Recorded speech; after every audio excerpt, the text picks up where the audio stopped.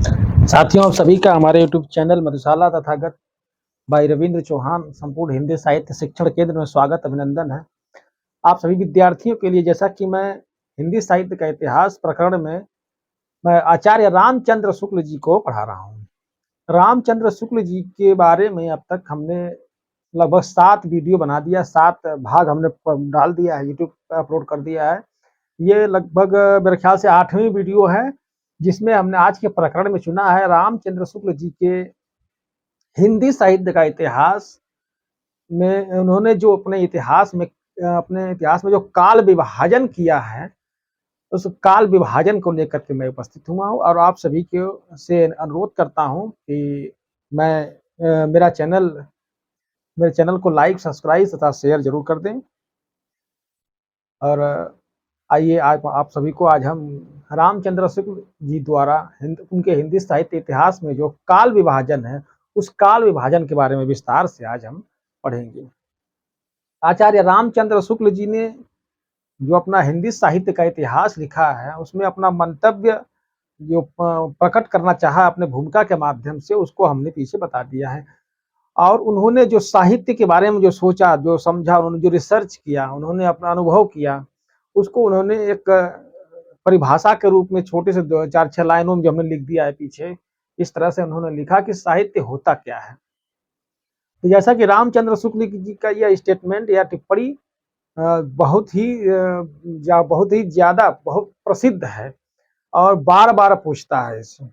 याद रखिएगा कि यह जो हमने पीछे लिख दिया है टिप्पणी टीका, जिसको कमेंट्री रामचंद्र शुक्ल जी ने अपने हिंदी साहित्य के इतिहास में भूमिका में रामचंद्र शुक्ल जी ने हिंदी जो साहित्य होता है, साहित्य क्या होता है, उसके बारे में उन्होंने 2 लाइन में समझाने की कोशिश किया है। उन्होंने साफ साफ कहा है कि जबकि प्रत्येक देश का साहित्य वहां की जनता की चित्त वृत्ति का संचित प्रतिबिंब होता है। याद रखिएगा, यह स्टेटमेंट बहुत ही हॉट कहेंगे या बहुत ही उष्ण कहेंगे हिंदी में इसे, और इसे बहुत ही इम्पोर्टेंट महत्वपूर्ण स्टेटमेंट कहा जाएगा। कोई भी ऐसा एग्जाम नहीं है जहां पर यह पूछता नहीं है, चाहे उत्तर प्रदेश का हो, केवीएस का हो, एनबीएस का हो, टीजीटी, पीजीटी, नेट, जेआरएफ इत्यादि असिस्टेंट प्रोफेसर किसी भी राज्य का हो, वहां यह जब वो बहुत ज्यादा प्रश्न पूछता है। तो आचार्य रामचंद्र शुक्ल जी ने साफ साफ साहित्य की परिभाषा को उन्होंने साफ साफ स्पष्ट करते हुए कहा है कि जबकि प्रत्येक देश का साहित्य, याद रखिएगा, जबकि प्रत्येक देश का साहित्य वहां की जनता की चित्त वृत्ति का संचित प्रतिबिंब होता है। याद रखिएगा, जबकि प्रत्येक देश का साहित्य, उन्होंने साफ साफ कहा है कि दुनिया में बहुत से देश हैं, हर देश का साहित्य होता क्या है, होता यह है कि वहां की जो जनता है और उस जनता की चित्त वृत्ति, चित्त, हमने चित्त के बारे में इसके पहले पढ़ा दिया है, सत पढ़ा दिया है, चित्त पढ़ा दिया, आनंद पढ़ा दिया है, जिसमें तमोगुण, सतोगुण और रजोगुण के बारे में हमने बता दिया है कि चित्त कभी भी तीनों गुण को लेकर नहीं चलता है, कभी इसमें इसी में ऊपर नीचे चित्त होता रहता है। तो हमारे चित्त में जो आता है, यानी कि उस देश की जनता, जो आम जनता, चाहे भारत हो, चाहे पाकिस्तान हो, चाहे अफगानिस्तान हो, चाहे अमेरिका हो, यूरोपीय देश हो, चाहे समुद्री देश हो, महासागरीय देश हो, खाड़ी देश हो, अरबी हो, फारसी हो, तुर्की हो, किसी भी देश हो, सभी देशों की जो जनता है, वहां की जो जनता है, उस जनता की चित्त वृत्ति, यानी कि उसके अंदर क्या चल रहा है, जनता सतोगुण में है, यानी कि अच्छे गुण में है, कि तमोगुण में है, कि रजोगुण में है। अगर सतोगुण में है तो साहित्य सतोगुण होगा, अगर रजोगुण में है तो रजोगुण में होगा, अगर तमोगुण में है तो तमोगुण में होगा।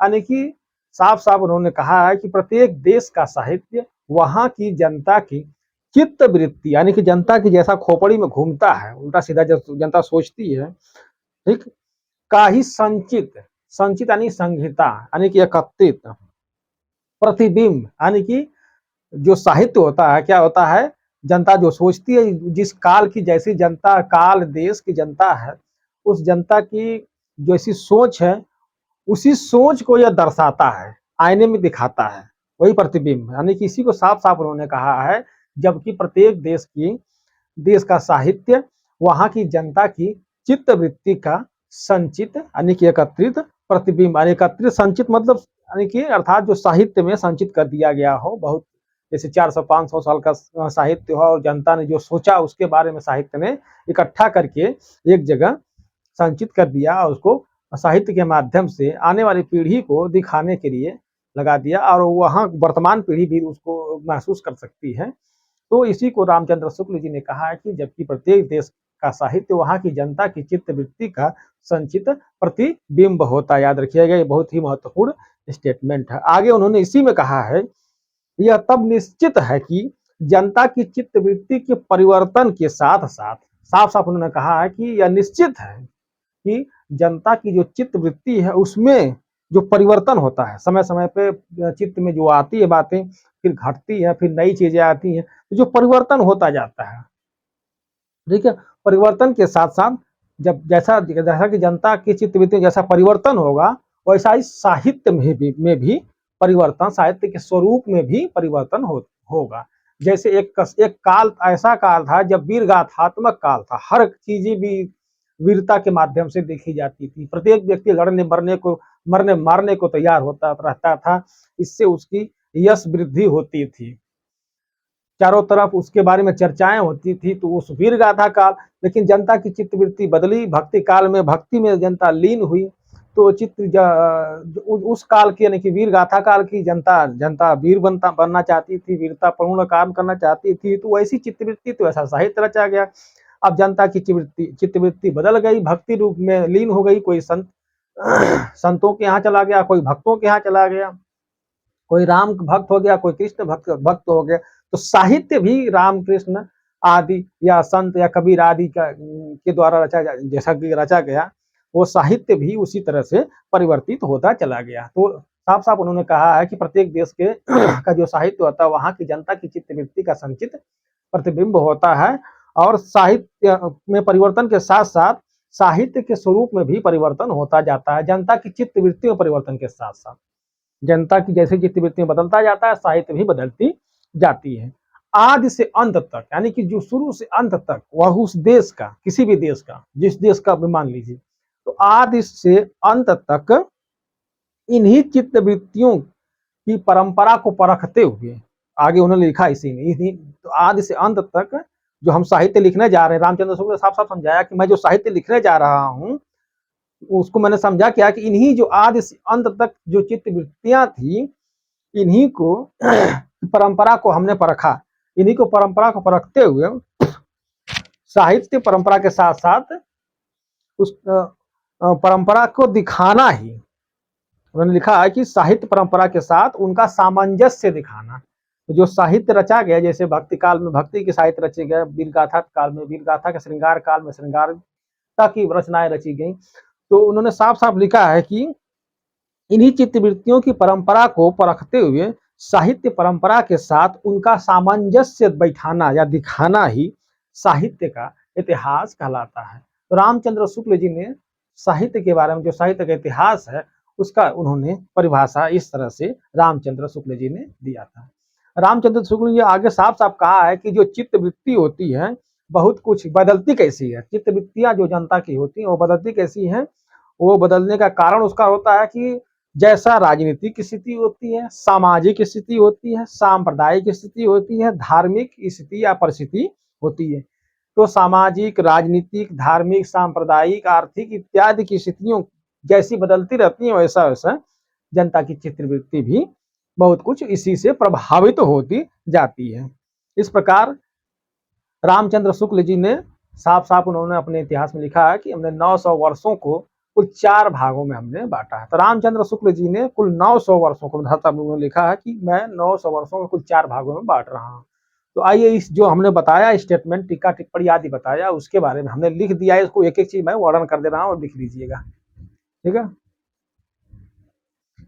तो आचार्य रामचंद्र शुक्ल जी ने हिंदी साहित्य का इतिहास जो लिखा, उसमें जो काल विभाजन किया है, तो उन्होंने जो साहित्य है उसकी परिभाषा देते साफ साफ कहा कि जबकि प्रत्येक देश का साहित्य वहां की जनता की चित्त वृत्ति का संचित प्रतिबिंब होता है, ठीक है। हमने बीच में डॉट डॉट लगा दिया है, इसको सुन लीजिए, लिखना हो तो सुन लीजिए क्या इसमें हमने जो छोड़ दिया है। जबकि प्रत्येक देश का साहित्य वहां की जनता की चित्तवृत्ति का संचित प्रतिबिंब होता है। आगे जो हमने टिक लगा दिया है डॉट डॉट, उसमें सुन लीजिए, लिख लीजिए, तब यह निश्चित है, लिखिए, तब यह निश्चित है कि तब यह निश्चित है कि जनता की चित्तवृत्ति में परिवर्तन के साथ साथ, आगे लिखिए, संचित प्रतिबिंब होता है, उसके आगे है, तब यह निश्चित है कि जनता की चित्तवृत्ति में परिवर्तन के साथ साथ साहित्य के स्वरूप में भी परिवर्तन होता जाता है। आगे हमने जो डॉट डॉट किया है उसमें हमें बता दिया क्या छोड़ा हूं मैं। तब यह निश्चित है कि जनता की चित्तवृत्ति के परिवर्तन के साथ साथ, यहाँ आगे हमने लिखा दिया, साथ साथ साहित्य के रूप में भी परिवर्तन होता चला जाता है। आदि से अंत तक, यानी कि शुरू से अंत तक हमने जो समझा, रामचंद्र शुक्ल जी ने साफ साफ बताना चाहा है कि हमने जो समझा आदि से अंत तक, इन्हीं चित्तवृत्ति, जो चित्तवृत्तियां हैं कि परंपरा को परखते हुए, ठीक है, साहित्य के साथ उनका सामंजस्य, इन्हीं में जो है उनका सामंजस्य बैठा देना ही हिंदी साहित्य का इतिहास कहलाता है। और आगे इन्होंने, रामचंद्र शुक्ल जी ने कहा है, थोड़ा सा मैं कैमरा नीचे कर दे रहा हूं, आगे इन्होंने कहा है कि जनता की चित्तवृत्ति, जनता जो जनता है उसकी चित्तवृत्ति में परिवर्तन होता कैसे है, जनता की चित्त वृत्ति में परिवर्तन, ठीक है, जनता की चित्तवृत्ति में परिवर्तन कैसे होता है, सामाजिक सामाजिक राजनीतिक राजनीतिक सांप्रदायिक सांप्रदायिक, ठीक है, तो जो चित्तवृत्ति परिवर्तन था वो सामाजिक स्थिति, राजनीतिक, सांप्रदायिक परिस्थितियों के आधार पर, ठीक है, परिस्थितियों के आधार पर, ठीक है, परिस्थितियों के आधार पर परिवर्तन होता है, ठीक है। देखिए, जो जनता की चित्तवृत्ति जो उसमें परिवर्तन कैसे होता है, सामाजिक, आर्थिक और सांप्रदायिक स्थितियों के आधार पर उसमें परिवर्तन होता है, ठीक है। इसको कैमरा रोक करके लिख लीजिए, मैं थोड़ा और नीचे भी कर दे रहा हूँ, जनता की चित्तवृत्ति वाला थोड़ा जो छूट गया है,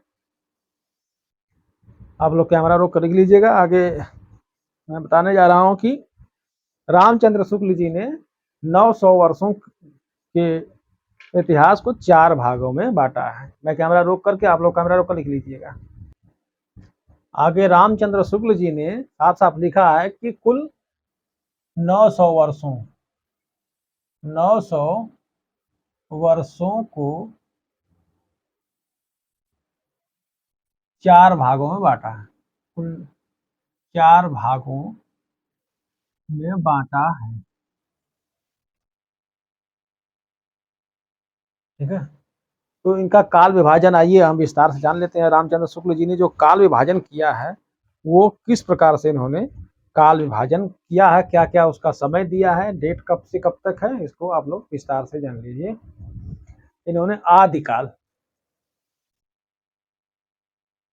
आदिकाल पहला काल हो गया आदिकाल।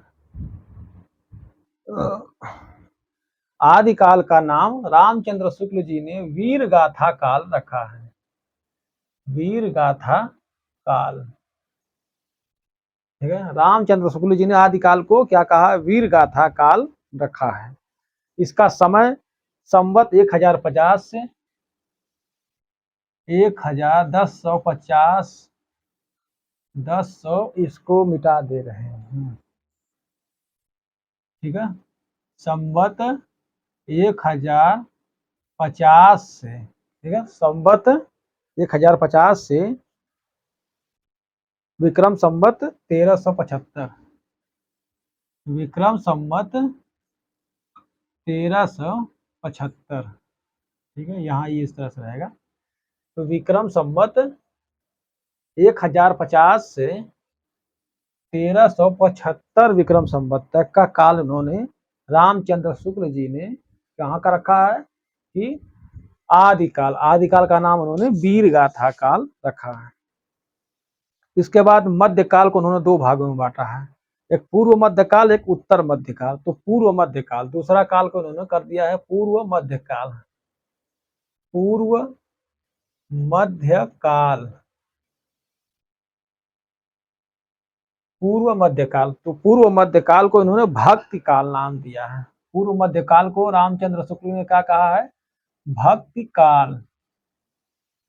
रामचंद्र शुक्ल ने पूर्व मध्यकाल को भक्ति काल नाम दिया। इसका समय रामचंद्र शुक्ल ने 1375 विक्रम संवत से 1700 विक्रम संवत,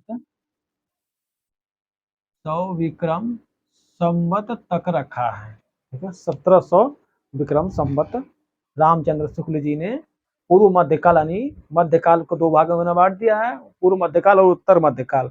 तो पूर्व मध्यकाल को भक्ति काल नाम दिया है, जिसका पूर्व मध्यकाल यानी कि मध्यकाल में जो पहले की स्थिति है, अब उत्तर मध्यकाल में बाद की स्थिति। ठीक है, तो भक्ति काल यानी 1375 विक्रम से 1700 विक्रम संवत तक इन्होंने माना है। तीसरा उन्होंने बांटा उत्तर मध्यकाल को। उत्तर मध्यकाल, उत्तर और उत्तर मध्यकाल। पूर्व मध्यकाल के बाद इन्होंने अगला बांटा है जो उत्तर मध्यकाल नाम। उत्तर मध्यकाल को इन्होंने रीति काल नाम दिया है।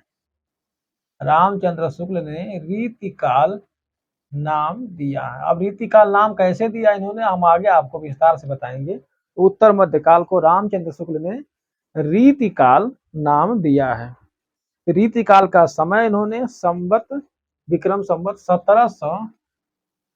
1700 विक्रम संवत से 1900 विक्रम संवत तक रखा है। उत्तर मध्यकाल यानी रीति काल। रीति काल का समय रामचंद्र शुक्ल जी ने 1700 विक्रम संवत से 1900 विक्रम संवत तक रखा। इसके बाद उन्होंने चौथा काल रामचंद्र शुक्ल ने कहा आधुनिक काल। आधुनिक काल, आधुनिक काल। ठीक है, तो आधुनिक काल को रामचंद्र शुक्ल जी ने गद्य काल नाम दिया है। याद रखिए, गद्य काल नाम दिया है। गद्य काल का समय इन्होंने संवत 1900 विक्रम संवत से इन्होंने 1984 तक रखा है। 84 विक्रम संवत तक रखा है। तो दोस्तों, ये रामचंद्र शुक्ल जी ने हिंदी साहित्य के इतिहास को, संपूर्ण हिंदी साहित्य का इतिहास जो रहा है, उसमें उन्होंने 900 वर्षों को माना है। कुल 900 वर्षों को कुल 4 भागों में उन्होंने बांटा। याद रखिएगा, रामचंद्र शुक्ल ने 4 भागों में बांटा है। आदिकाल, आदिकाल का नाम रामचंद्र शुक्ल ने वीर गाथा काल रखा। और वीर गाथा काल उन्होंने क्यों रखा है, हमने जो किताबों का उदाहरण था, वीर गाथात्मक रचनाओं का उदाहरण, उसको हमने बता दिया। तो आदिकाल यानी वीर गाथा काल का समय 1050 विक्रम संवत से 1375 विक्रम संवत तक रखा है। उसके बाद पूर्व मध्यकाल यानी कि मध्यकाल को इन्होंने 2 भागों में बांट दिया है। ठीक है, मध्यकाल को इन्होंने 2 भाग, पूर्व मध्यकाल, पूर्व मध्यकाल का नाम इन्होंने भक्ति काल रखा है। भक्ति काल कहा, पूर्व मध्यकाल को इन्होंने भक्ति काल नाम दिया है। भक्ति काल का समय 1375 विक्रम संवत से 1700 विक्रम संवत तक रखा है। उसके बाद उत्तर मध्यकाल, उत्तर मध्यकाल का नाम इन्होंने वीर गाथा काल रखा है। इन्होंने इस उत्तर मध्यकाल को वीर गाथा काल, जैसे श्रृंगार काल किसी ने, कला काल किसी ने कुछ कहा, तो इन्होंने रीति काल कहा है। रीति काल का समय विक्रम संवत 1700 से 1900 विक्रम संवत तक रखा है। उसके बाद आधुनिक काल, वर्तमान काल को उन्होंने आधुनिक काल नाम आधुनिक काल को इन्होंने गद्य काल कहा, याद रखिएगा। जो वर्तमान काल है, आधुनिक काल है, साफ-साफ उन्होंने कहा कि गद्य का आविर्भाव सबसे बड़ी साहित्यिक घटना है। इन्होंने साफ-साफ लिखा है, आधुनिक काल में गद्य का आविर्भाव सबसे बड़ी साहित्यिक घटना है। साफ-साफ उन्होंने लिखा, तो आधुनिक काल को उन्होंने गद्य काल नाम दिया। तो पूछता है कि निम्न में से कौन है जो आधुनिक काल को गद्य काल नाम दिया है? तो गद्य काल नाम देने वाले रामचंद्र शुक्ल हैं, ठीक है। आधुनिक काल को रामचंद्र शुक्ल ने क्या कहा है? तो आधुनिक काल को रामचंद्र शुक्ल ने गद्य काल नाम दिया है। गद्य काल का नाम समय उन्होंने विक्रम संवत 1900 से 1984 विक्रम संवत तक रखा। दोस्तों, रामचंद्र शुक्ल ने अपने हिंदी साहित्य के इतिहास में उन्होंने इसका काल विभाजन 900 वर्षों को कुछ 4 भागों में इस प्रकार से बांटा है। इसके बाद हम आगे आपको इसमें थोड़ी सी अगर चर्चा करना उचित समझते हैं, अभी वीडियो लंबी नहीं हो पा रही है, तो इनमें जो विशेष है उसके बारे में थोड़ा सा मैं आपको बता दूं, और इसके बाद मैं अभी वीडियो मुझे लगता है कि 20-22 मिनट की बन जा रही है, इसलिए चलिए अगले वीडियो में मिलते हैं। इतना बहुत है, काफ़ी है, इतना पढ़िए। इसके बाद अगले वीडियो में इसके बारे में जो स्टेटमेंट आदि रहे हैं, इस जो उन्होंने जो विभाजन किया इसमें, उनमें टीका टिप्पणी आदि है, कुछ स्टेटमेंट है जिसको पूछता है, जिसमें जैसे प्रकरण, किस प्रकरण में कौन सा काव्य रखा गया है, तो मैं इसको अगले वीडियो में बना देता हूँ। तब तक के लिए मिलते हैं अगली वीडियो में। लेकिन आप सभी से इसके पहले भी, जाने से पहले भी मैं आपसे अनुरोध करता हूँ कि आप सभी हमारे चैनल को लाइक, सब्सक्राइब, शेयर जरूर कर दें। मिलते हैं अगले वीडियो में। नमस्कार।